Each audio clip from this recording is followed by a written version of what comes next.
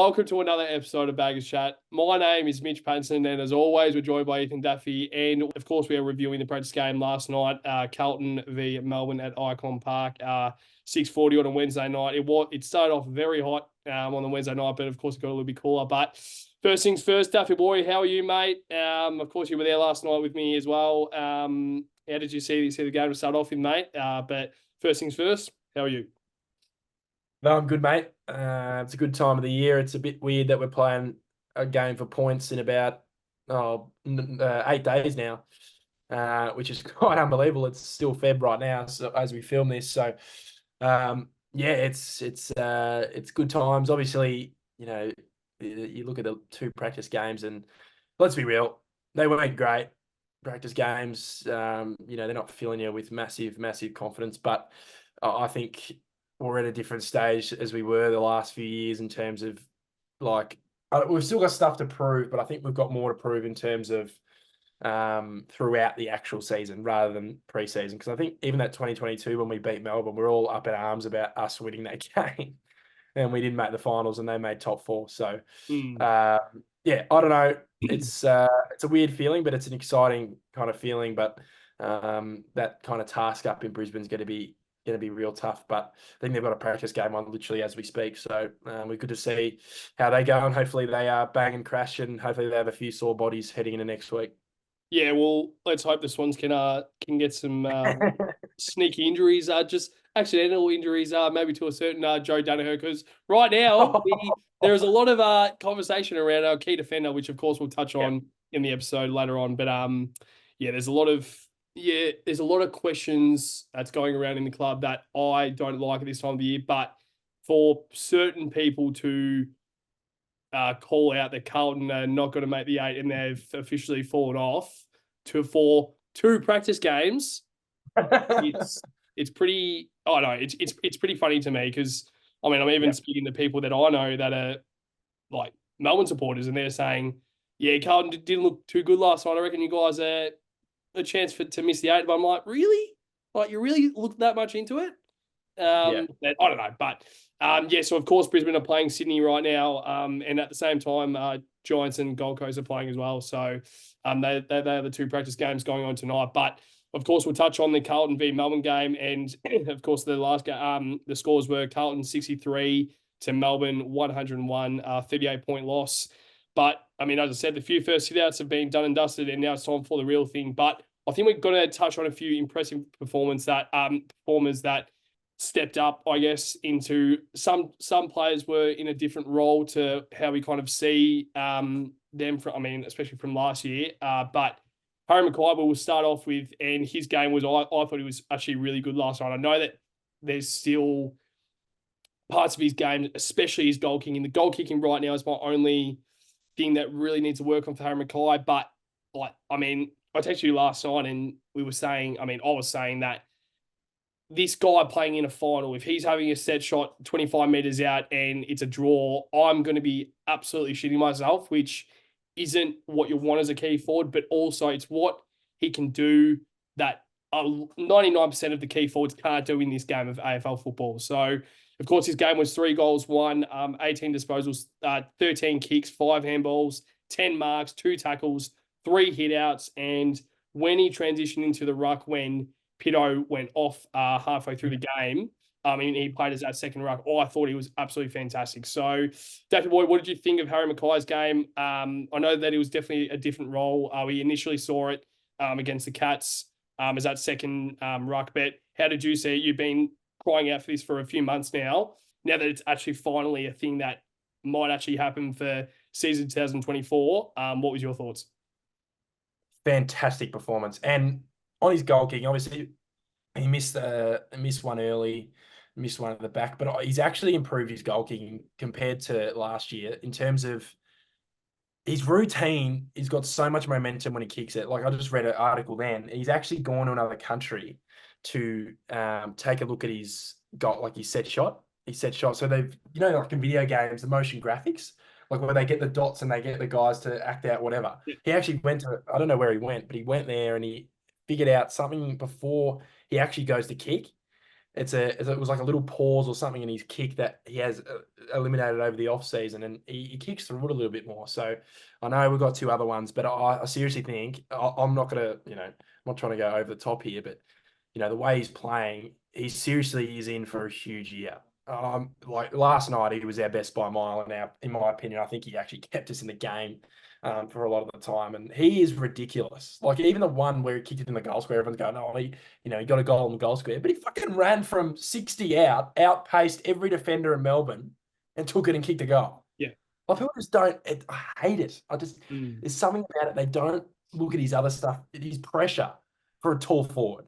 His pressure. He set up a few, turnovers early in that game. There was one right near me in the first quarter in the pocket, and he's chasing his third effort, fourth effort. You know what I mean?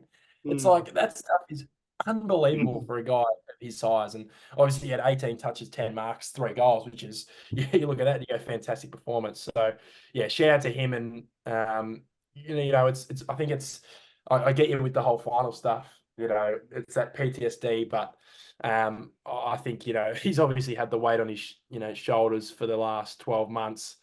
Last year wasn't particularly a fantastic year for him goal scoring wise, but I don't see why he can't top Charlie this year at goal kicking if he keeps performing like this and gets the opportunities, because he's a mismatch for every matchup. I don't care if Harris Andrews is on him next week. He can beat him. He can beat him size wise. He obviously had Tomlinson last night, which is a great matchup for Harry, but it helps him massively. Like he's too strong, too quick. That's what he is to every opponent. Like imagine trying to match up on him. It's ridiculous. So once he gets to, the kicking down pat, which I think he can, seriously, it'll be massive for us going forward. Yeah.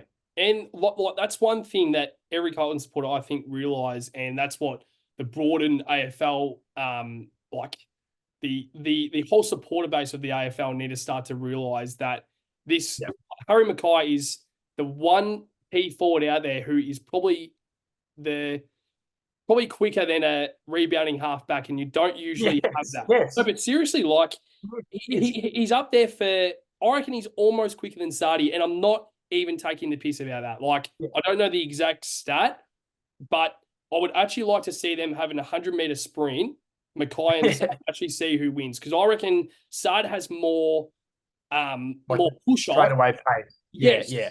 But I think Harry McKay, when it's actually a sprint, I think Harry McKay can actually hold that pace when Saad is here, but then he probably drops to about here. But McKay maintains that.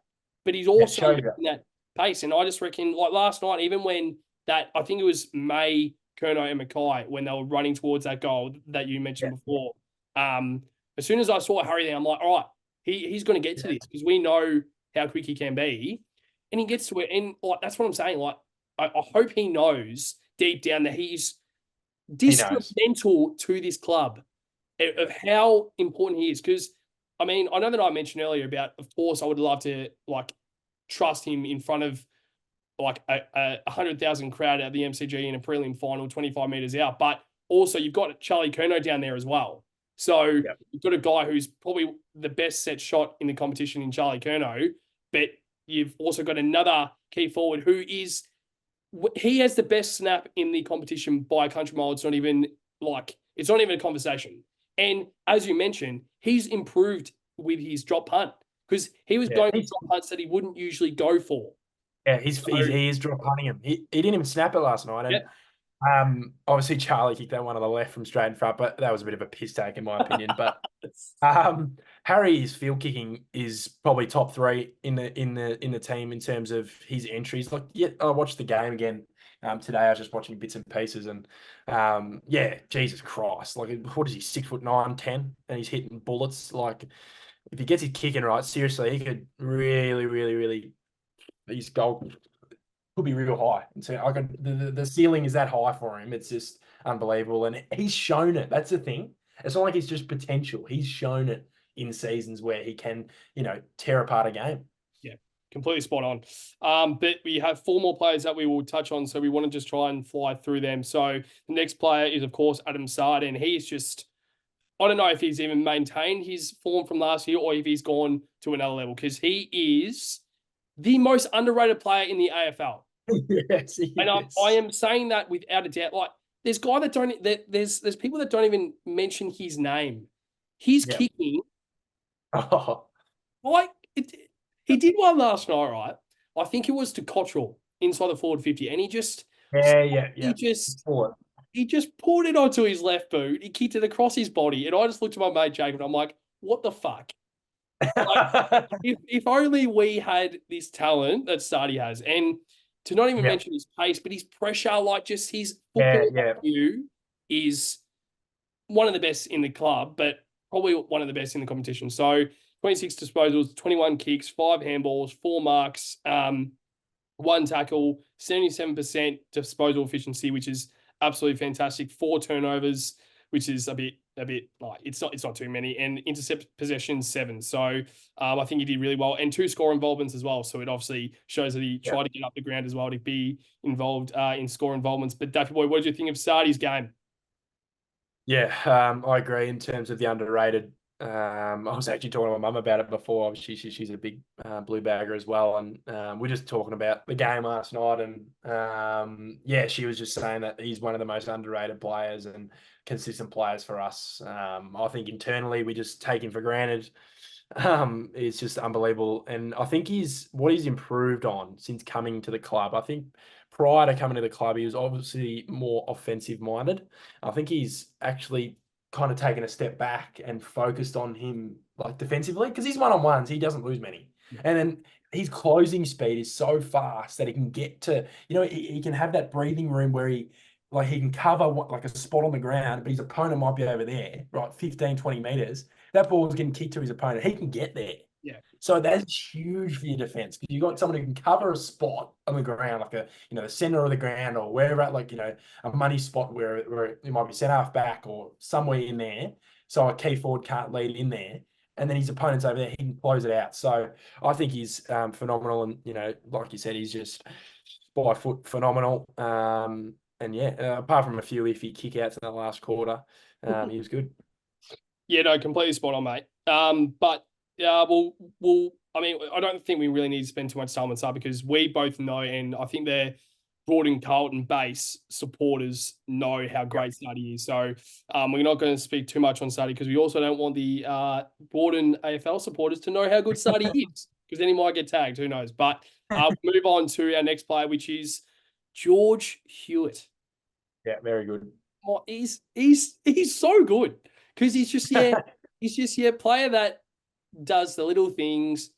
Yeah, casual AFL supporter doesn't really know how great he is, but yeah, AFL nuffies you would say.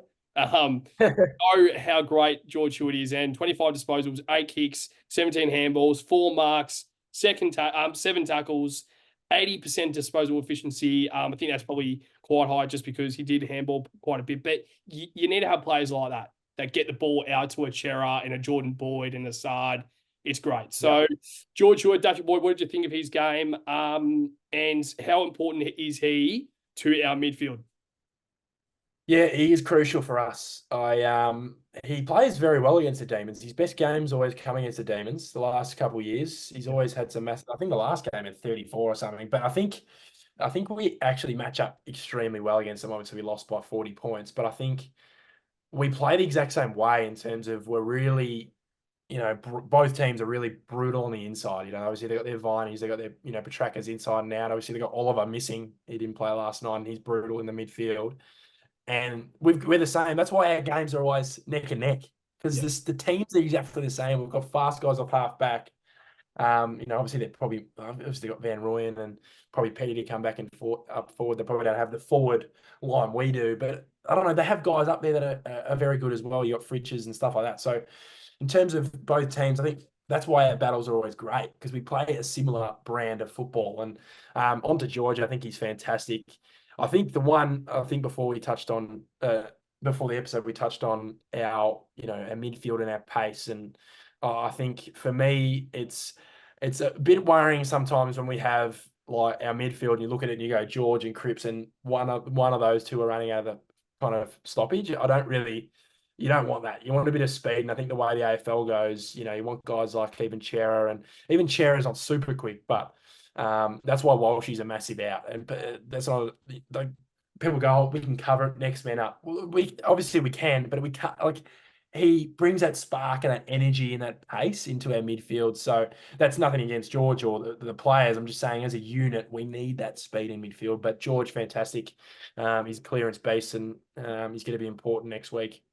And that's why I think like Walshy isn't known for his clearance. So he's not Yeah, known for his clearance work. So that's why a George and a Cripper is so important yeah. because you need to get those clearances out to a Walsh. And um, to speak on Walshy, I think there's been a bit of positive news coming around, and I don't know if he's an absolute lock to play opening round. However, he is fit, so it's not as bad as we once thought. I personally don't expect him to play opening round just because I would like him to have a bit of match fitness, and especially since we're playing against one of the best teams in the competition. You don't want to just chuck a guy in there, and that's why I probably would like to see maybe a Matt Kennedy who played in the VFL. Maybe he might come in, but as you just mentioned, it's another player Speed. like Georgian. Yeah, exactly. Yeah, he And at doesn't the come Gabba, in. Yeah, yeah, and then at the Gabba, like you need to have speed. And last year we brought in Jordan Boyd in the prelim final. We saw yeah, it. Like we yeah. probably expected that to happen, and I just think you need some speed, and that's why maybe we might even touch on Ollie Hollands and how great of a change that is to have him more on the ball. And while Walsh isn't there, I think Sure.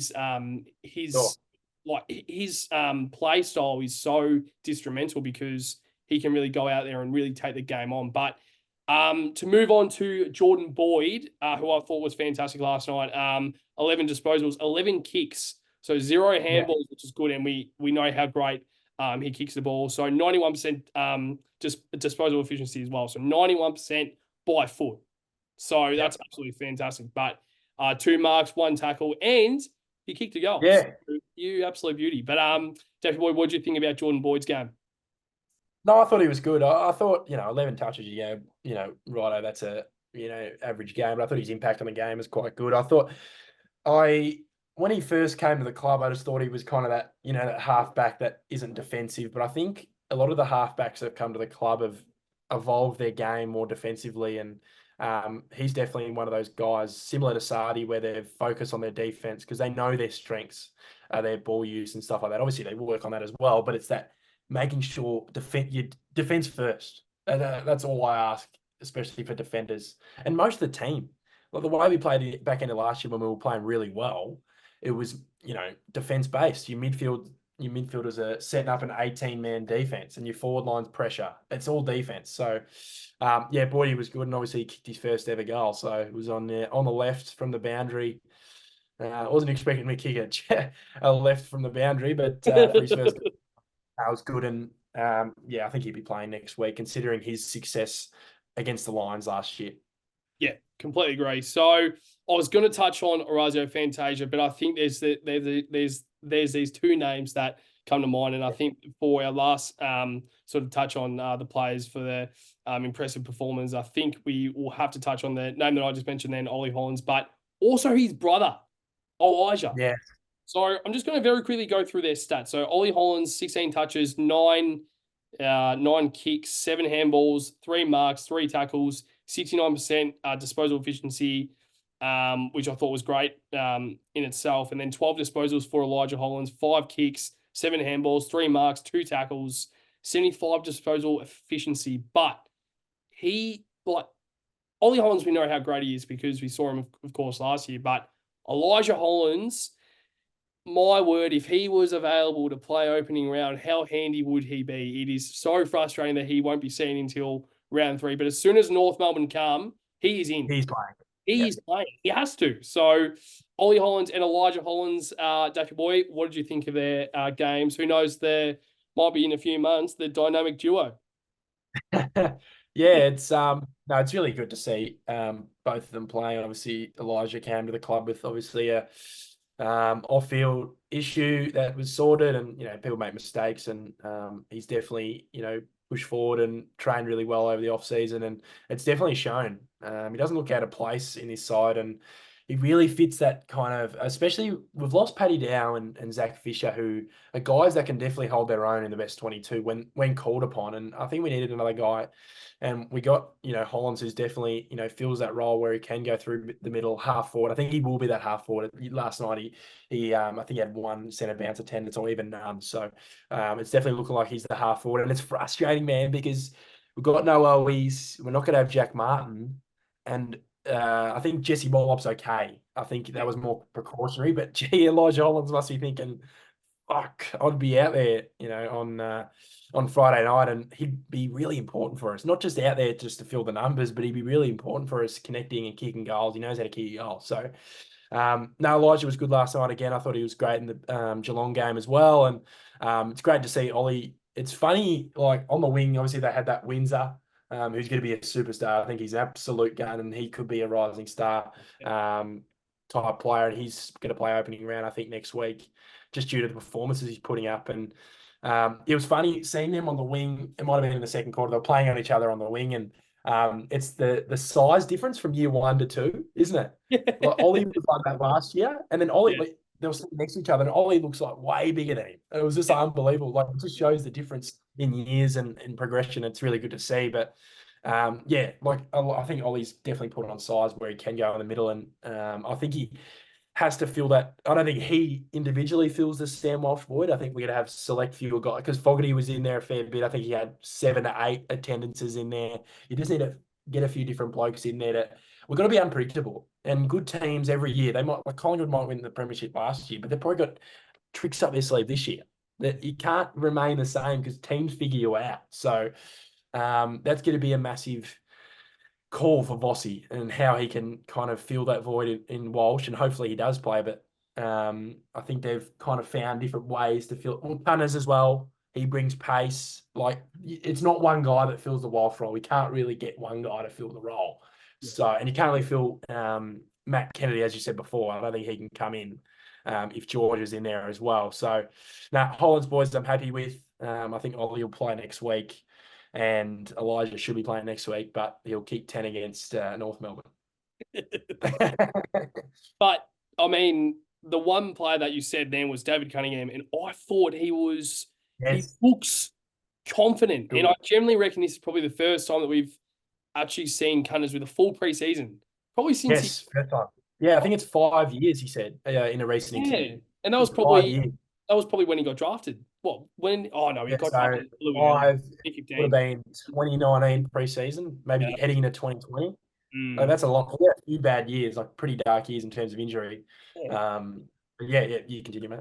Yeah, no, I mean, he's just a player that he's just classy around the footy, and that's like exactly what you said then about unpredictability through that midfield. That's what clubs need, because the opposition can't prepare for that. And I reckon that's what probably changed halfway through last year, where there were too many players going through the midfield, and then we were too clearance-based. And then we brought in Fogg, then we brought in Cunners, then we brought in like just other players who really playing that on the ball, and it was just great to see. But we'll touch on one more thing before we wrap up the episode, which is, of course, the defense as a whole. And of course, there's a player that we would love to have out there against the Brisbane Lions, and that is Jacob Wiedering. And transition out of our forward 50 is obviously a worry. It happened against the Cats the week before, and of course we saw it again last night against the D's. And it's just that it's a problem that we really need to look at, and I probably expect when Wieders does come back in, that's going to stop a little bit. So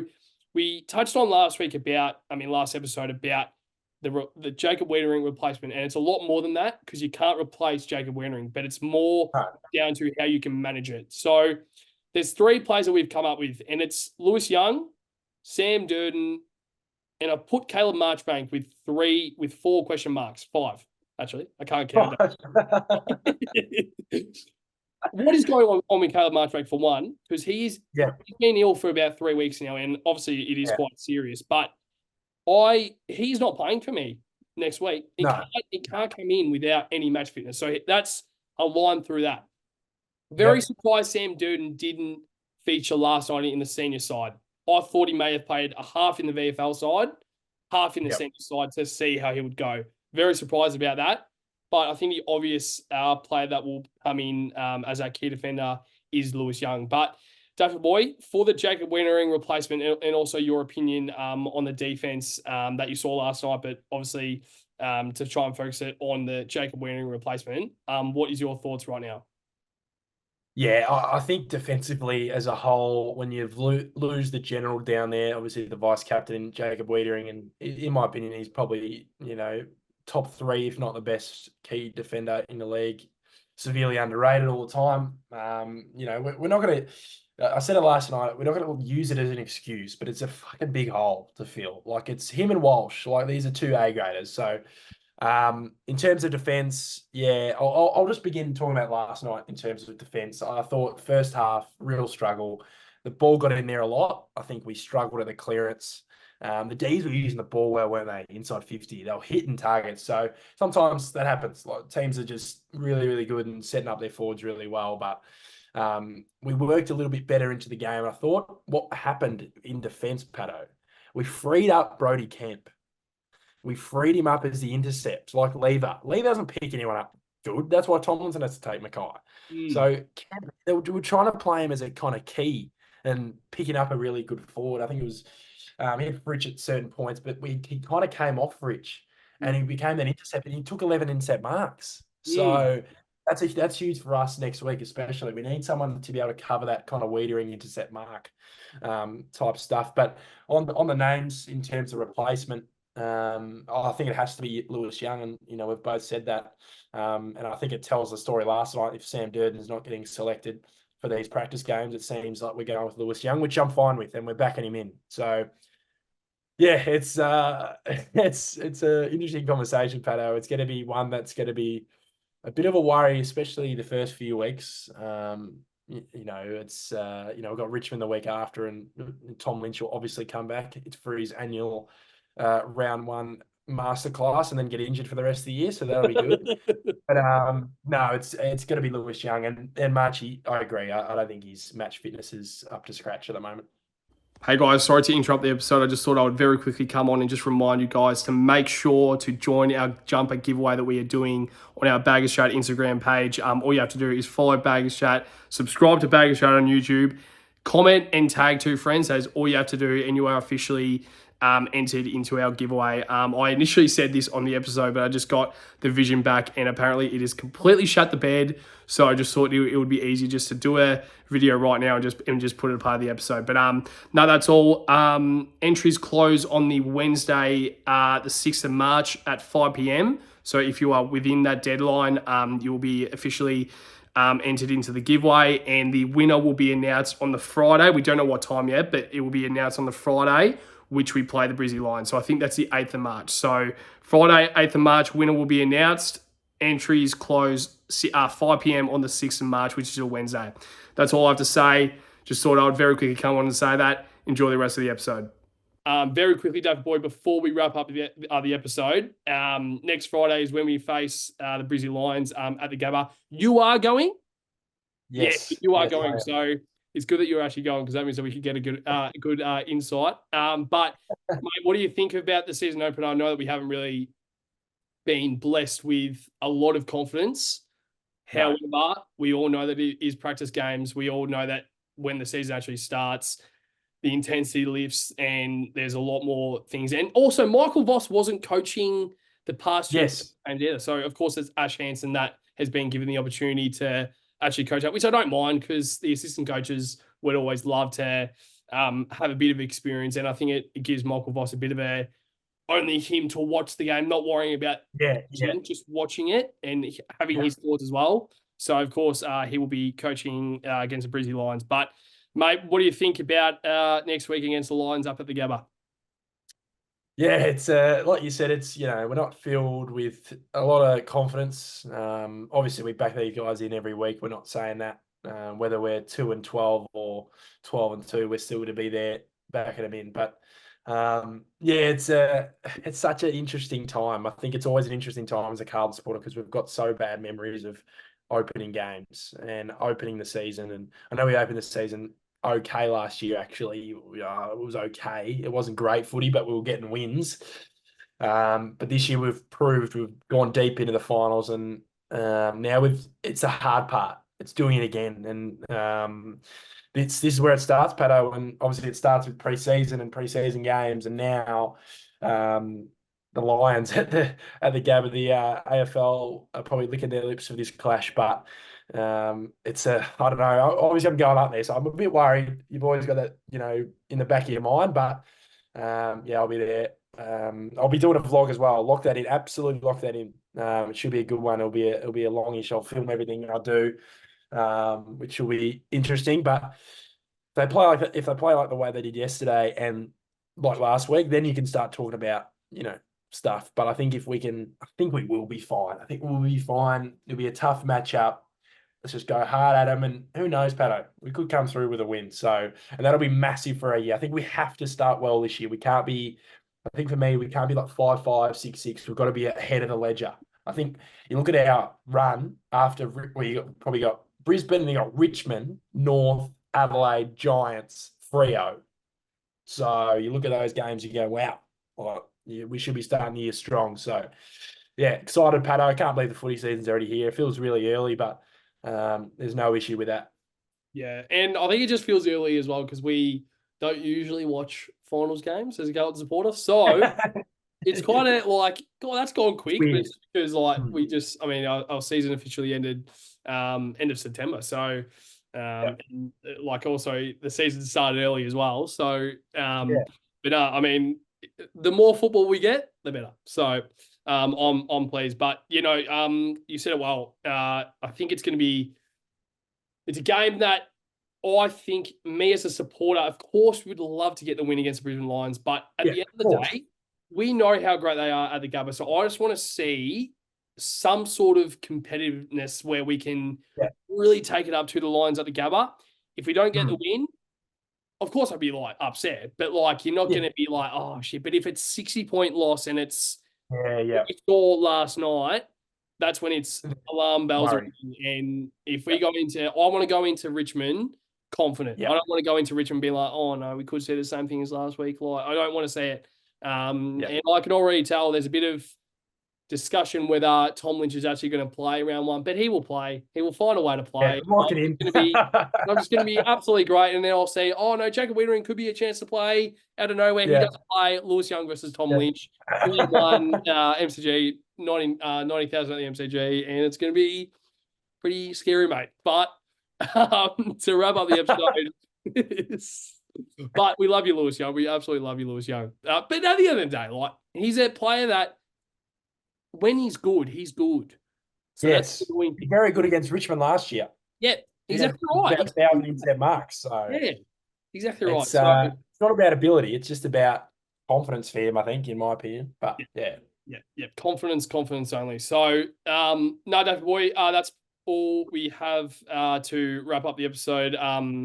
But is there anything else you would like to touch on before, of course, our next episode, which is, of course, the preview against the Brisbane Lions? Yeah, for me, it's just, any viewers that are watching now, I'll probably be at a few Carlton pubs before the game, having a few beers, chatting to people. So I'll be around. And yeah, I just want a good vibe at the Gabba, and I wanted to make it our home ground a little bit more than, especially that final last year. I'd imagine there'd be a few blue baggers flying up for opening round. And I think for me, I think we play better with a lot more energy. I think the crowd energy was low last night, just being a preseason game. But I think these guys, they step up when the energy steps up in the ground. And as they say, stronger together, Patto. So let's do it. Yep. Spot on. Very well wrapped up. I'm shattered that I'm not able to go. But of course, I have to work. I've had too much time off. And also, I'm going to America again this year. So but I'm going to try my best to actually do episodes when I'm in America. I'm actually going to try my best. And I know it's going to be tough with the time zone, but I'm going to try my best. If not, you guys will be blessed to not hear my voice, and you'll be blessed to hear Daffy Boy's voice only. So make sure to really take those 2 weeks in, because you'll have me back in a couple weeks' time, and you'll be wanting to. But no, mate, absolute pleasure doing an episode with you every single week. But every single supporter out there, make sure to like, comment, and subscribe every single platform you see. So make sure to give us some love, but also make sure to join this giveaway because there's a lot of entries right now, and it's your best chance to win a home or away Carlton jersey. But to you, Daffy boy, and to every single blue bagger out there, up the baggers! Come on.